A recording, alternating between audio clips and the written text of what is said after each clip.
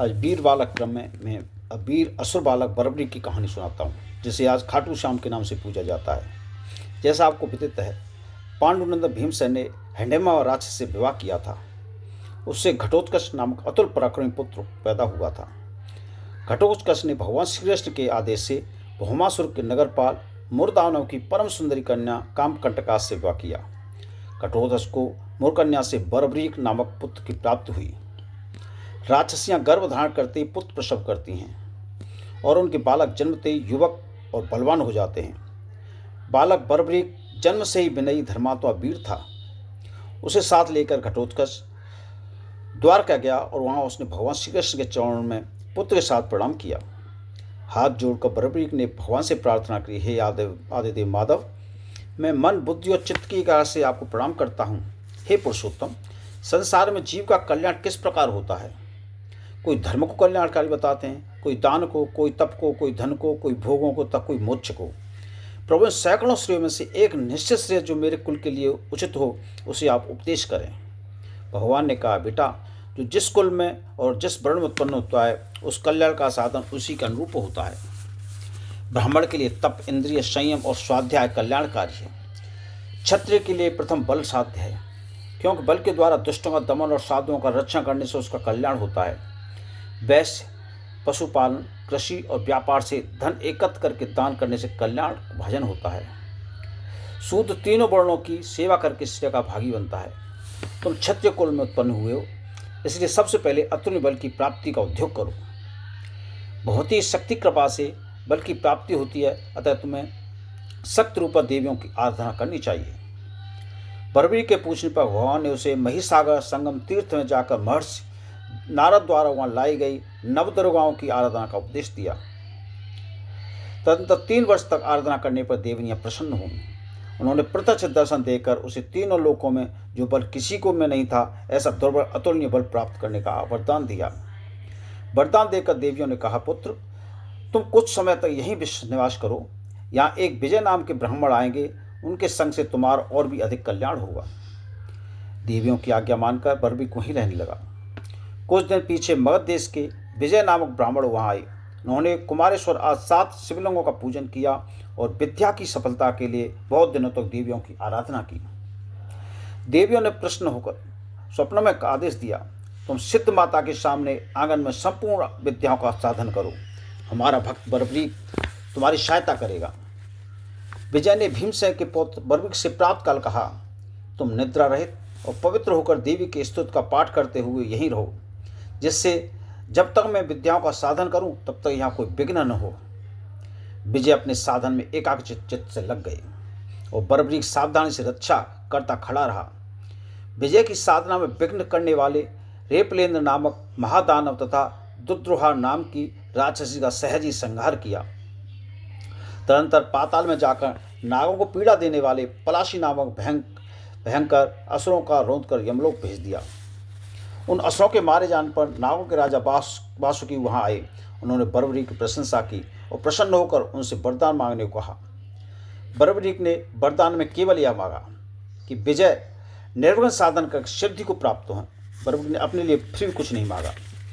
पाताल से निकलते समय परम सुंदरी नाग कन्याओं की बरबरी के रूप और पराक्रम पर मुक्त होकर उनसे प्रार्थना की कि वे उनसे विवाह कर लें, किंतु जितेंद्र बरबरी ने उनकी प्रार्थना स्वीकार नहीं की, क्योंकि वे सदा ब्रह्मचारी रहने का व्रत ले रखे थे।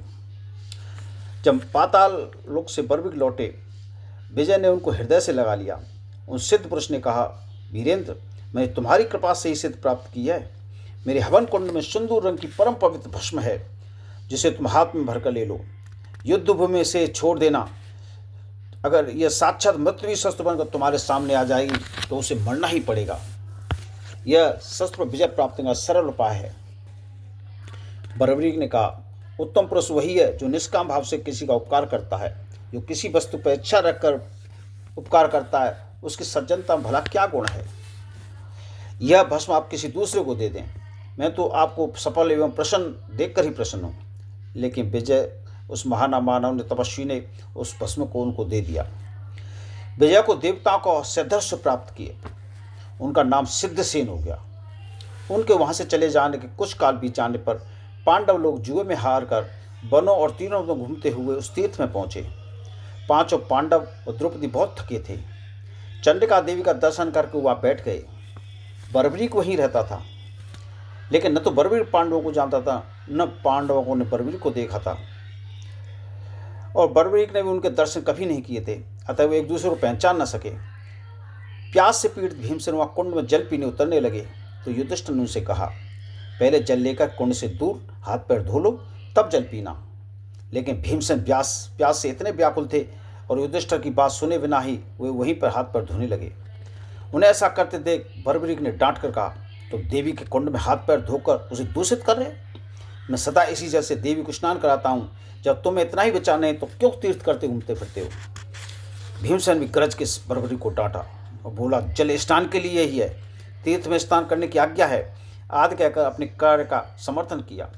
बर्बरीक ने बताया, जिनके जल बहते हैं ऐसी तीर्थों में ही तीर्थ भीतर जाकर स्नान करने की विधि है। कूप सरोवर आदि से जल लेकर बाहर स्नान करना चाहिए, ऐसा शास्त्र सम्मत विधान है। जहाँ से भक्तजन देवताओं को स्नान कराने का जल न लेते हों और जो सरोवर देवस्थान से 100 हाथ से अधिक दूर हो, वहाँ पहले जाकर दोनों पैर धोकर तब जल में स्नान किया जाता है। जो जल में मलमूत्र पिष्टा कफ थूक और कुल्ला छोड़ते हैं वे ब्रह्म हत्यारे के समान हैं। जिसके हाथ पर मन इंद्रिय और वश में हो, जो संयमी हो, वही तीर्थ का फल पाता है। मनुष्य पुण्य कर्म के द्वारा 2 घड़ी भी जीवित रहे तो उत्तम है। परलोक विरोधी पाप कर्म के कल्प पर्यंत भी आय मिलती हो तो उसे स्वीकार न करे, इसलिए तुम झटपट बाहर आ जाओ। बर्बरीक की 7 सम्मत बात पर भीमसेन ने ध्यान नहीं दिया। तो बर्बरीक ने ईंट के टुकड़े भीम के मस्तक पर लच करके मारने लगे। आघात को बचाकर भीम बाहर निकल आए और बर्बरीक से भिड़ गए। दोनों ही महाबली थे, अतः दोनों जमकर मल्लयुद्ध करने लगे, किंतु 2 घड़ी में भीमसेन दुर्बल पड़ने लगे। बर्बरीक उन्हें सिर से ऊपर उठाकर समुद्र में फेंकने के लिए चल पड़ा।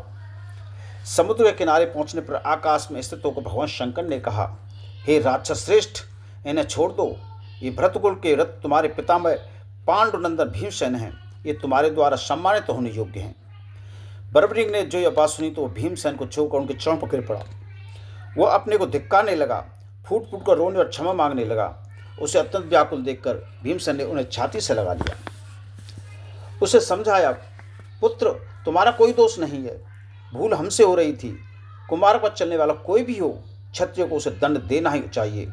मैं बहुत प्रसन्न हूँ, तुम मेरे पूर्वज धन्य हैं, जिनके कुल में तुम जैसा महाबली धर्मात्मा पुत्र पैदा हुआ है।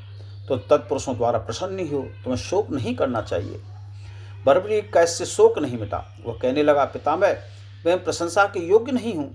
सब पापों का प्रायश्चित है, परंतु जो माता पिता का भक्त नहीं उसका उद्धार नहीं होता।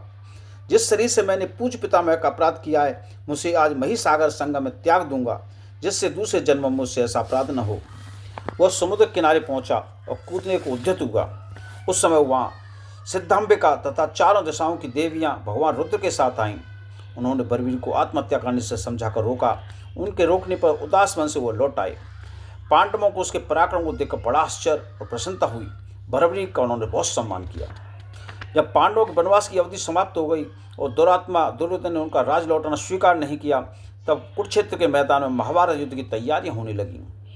युद्ध के प्रारंभ में महाराज युधिष्ठिर ने अर्जुन से अपने पक्ष के महारथियों की शक्ति का प्रश्न किया। उन्होंने जानना चाहा कि हमारे युद्ध के लिए कौन कौन से कितने कितने योद्धा हैं, उनमें क्या शूरवीरता है।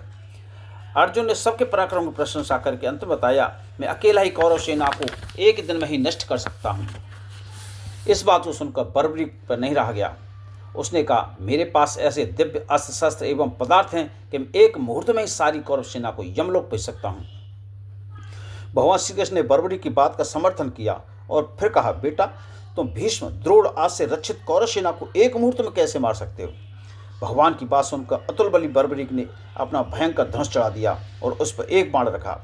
उस पोले बाण को लाल रंग से भरकर कान तक खींचकर उसे छोड़ दिया। उसके बाण से उड़ी भस्म दोनों सेनाओं के सैनिकों के मर्म स्थल पर जाकर गिरी। केवल पांडवों, कृपाचार्य और अश्वत्थामा के शरीर पर वह नहीं पड़ी। बर्बरीक ने इतना करके कहा, आप लोगों ने देख लिया, मैंने इस क्रिया से मरने वाले वीरों के मर्म स्थान का निरीक्षण किया है। अब देवी के दिए तीक्ष्ण बाण उनके उस मर्म स्थानों में मारकर उन्हें सुला दूंगा। आप लोगों को अपने धर्म की शपथ है, कोई शस्त्र न उठाए, मैं 2 घड़ी में शस्त्रों को मार देता हूँ। बर्बरीक अतुल बली था, धर्मात्मा था और विनयी भी था, किंतु इस समय अहंकारवश उसने धर्म की मर्यादा तोड़ दी। दोनों सेनाओं के अनेक वीरों को देवताओं से, ऋषियों से वरदान प्राप्त थे। उन सब वरदानों को व्यर्थ करने से देवता, धर्म और तप की मर्यादा नष्ट हो जाती। धर्म की मर्यादा के लिए अवतार धारण करने वाले भगवान श्री कृष्ण ने बर्बरी की यह आवाज़ सुनकर अपने चक्र से उसका सिर काट दिया, कि वे जानते थे कि अगर इसने ऐसा कर दिया कि उसकी सारी सेना नष्ट कर दी तो जो वरदान थे वो व्यर्थ हो जाएंगे। बर्बरी के मरने पर सब लोग भौचक्के रह गए। पांडव शोक में डूब गए। घटोत्कच मूर्छित होकर पड़ा। उसी समय वहाँ 14 देवियाँ आईं। उन्होंने घटोत्कच तथा पांडवों को बताया कि बर्बरी पूर्व जन्म में सूर्यवंशवर्चा नामक यक्ष था। देवता ब्रह्मा जी के साथ जब पृथ्वी का भाव ताड़ने के लिए मेरु पर्वत पर भगवान नारायण की स्तुति कर रहे थे, तब अहंकारवश यक्ष ने कहा, पृथ्वी का भार तो मैं ही दूर कर दूंगा। उसकी गर्व के कारण रुष्ट हो ब्रह्मा जी ने शाप दे दिया कि तू जाकर पृथ्वी पर राक्षस कुल में जन्म ले। जब उसने माफ़ी मांगी तो ब्रह्मा जी ने कहा कि भगवान जो अवतार लेंगे वही तेरा सिर काटेंगे और तेरा कल्याण करेंगे। भूमि का भार करते समय भगवान उनका वध करेंगे। ब्रह्मा जी के उस शाप को सत्य करने के लिए भगवान श्री कृष्ण ने बर्बरीज को मारा है। भगवान के आदेश से देवियों ने बर्बरी को सिर को अमृत से सींचकर राव के सिर के समान अजर अमर बना दिया। उस सिर से युद्ध देखने की इच्छा प्रकट करने लगा, इसलिए भगवान ने उसे एक पर्वत पर स्थापित कर दिया और जगत में पूजित होने का वरदान दिया। तब से वो खाटू श्याम नाम से पूजे जाते हैं। महाभारत युद्ध के अंत में धर्मराज युधिष्ठिर भगवान की बार बार कृतज्ञ हो रहे थे कि उस वासुदेव के अनुग्रह से ही हमें विजय प्राप्त हुई है। भीमसेन ने सोचा कि धृतराष्ट्र के पुत्रों को तो मैंने मारा है, फिर श्री कृष्ण की इतनी प्रशंसा धर्मराज क्यों कर रहे हैं। भीमसेन ने जब यह बात कही तब अर्जुन ने समझाया कि मेरे आपके द्वारा ये भीष्म, द्रोण और त्रिलोक विजयी सूर नहीं मारे गए, हम लोग तो निमित्त मात्र हैं। युद्ध में विजय तो किसी तीसरे पुरुष के द्वारा हुई है, जिसे मैं सदा अपने आगे आगे देखता रहा हूँ। भीमसेन की अर्जुन की बात सुनकर हंस पड़े। उन्हें लगा कि अर्जुन को भ्रम हो गया है। ठीक निर्णय करने के लिए वे अर्जुन और श्री के साथ पर्वत पर गए और बर्बरी के सिर से पूछा, बेटा तुमने पूरा युद्ध देखा है, बताओ कि युद्ध में कौरवों को किसने मारा। उन्होंने सोचा था कि शायद मेरा नाम लेंगे। बर्बरी ने कहा, मैंने उस शस्त्रों के साथ केवल एक पुरुष को युद्ध करते देखा है। उसके बाईं ओर 5 मुख थे और 10 हाथ थे, जिसमें त्रिशूल आदि धारण किए हुए थे। दाईं ओर 1 मुख और 4 भुजाएं थीं, जिसमें चक्र आदि अस्त्र थे। बाईं ओर उनके जटाएं थीं और ललाट पर चंद्रमा सुशोभित था। अंग में भस्म लगी थी। दाईं ओर मस्तक पर मुकुट झलझला रहा था। अंगों में चंदन लगा था और कंठ में कौस्तुभमणि शोभा दे रही थी। उस पुरुष को छोड़कर कौरव सेना का नाश करने वाले किसी पुरुष को मैंने नहीं देखा, अर्थात महाकाल और नारायण की संयुक्त कृपा से इसका नाश हुआ है। बर्बरी के ऐसा कहने पर आकाश से पुष्पों की वर्षा होने लगी। भीमसेन लज्जित होकर भगवान से क्षमा मांगने लगे। भगवान तो क्षमा के समुद्र हैं। उन्होंने हंसकर भीमसेन को गले से लगा लिया। ये कथा थी बर्बरी की, जो महाभारत से ली गई है।